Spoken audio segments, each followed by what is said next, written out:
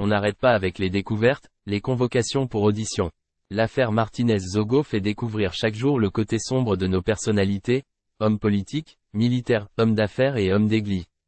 Les perquisitions dans les coffres de M. Jean-Pierre Amougou Belinga sont une odyssée macabre. Ainsi en marge de l'affaire Martinez-Zogo qui a valu l'interpellation du président directeur général du groupe Anecdote, c'est d'autres affaires presque oubliées qui ressurgissent. En tête de liste, l'assassinat de Monseigneur Jean-Marie Benoît Bala, évêque de Bafia dont le corps sans vie avait été repêché dans les eaux de la Sanaga le 2 juin 2017. Pour cet assassinat, un ministre d'État sera auditionné. Demande a déjà été adressée au président de la République dans ce sens. Dans le même dossier, un procureur de la République. Les noms qui sortent déliront possiblement les langues. Autre dossier, celui de l'assassinat de Brian Formbor assassiné le 4 juin 2020 à Yaoundé. Le journaliste Rémi Ngono a toujours affirmé que ce jeune de la jet-set de Yaoundé a été assassiné par Jean-Pierre Amougou Belinga avec la complicité de Bruno Bidjan et de Ivana Essomba. En 2020, Ivana Essomba était présentée comme étant la petite amie de Jean-Pierre Amougou Belinga. Mais depuis les choses ont évolué.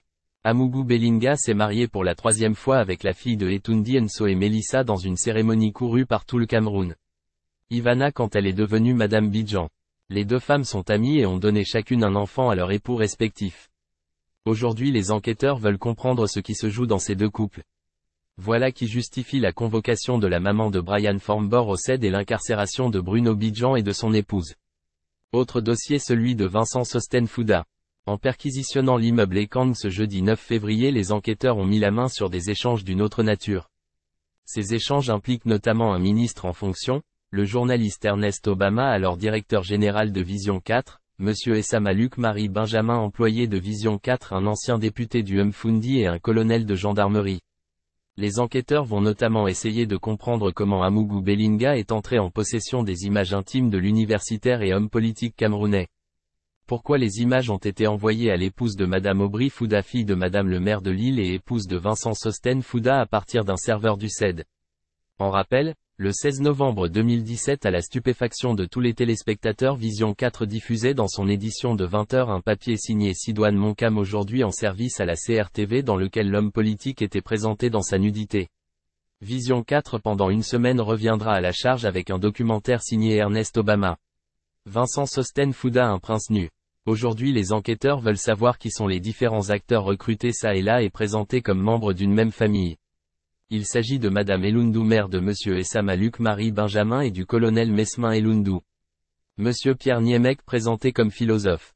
Pas moins de 13 personnes seront donc entendues dans cette affaire, entre autres Ernest Obama Nana, Aïssi et Toa et surprise le journaliste aujourd'hui ennemi numéro 1 de Jean-Pierre Amougou Belinga, Jacques Blaise MVIE accent aigu. Affaire Mbarga Nguele. Une autre affaire intéresse les enquêteurs. Le dimanche 5 juillet 2020 dans l'émission Club d'élite animée par Jean-Jacques Zé, la chaîne bleue avait ouvert son antenne à ses employés présentés comme des téléspectateurs pour s'attaquer au DGSN Mbarga Nguele. Le présentateur de l'émission est donc convoqué au CED ainsi que certains invités de ce dimanche 5 juillet 2020. À moins qu'il s'agisse là d'une tentative de diversion pour détourner l'attention des Camerounais sur les réelles intentions des enquêteurs en leur faisant croire que ces histoires ont un lien, l'affaire Martinez-Zogo ne nous a pas encore tout livré.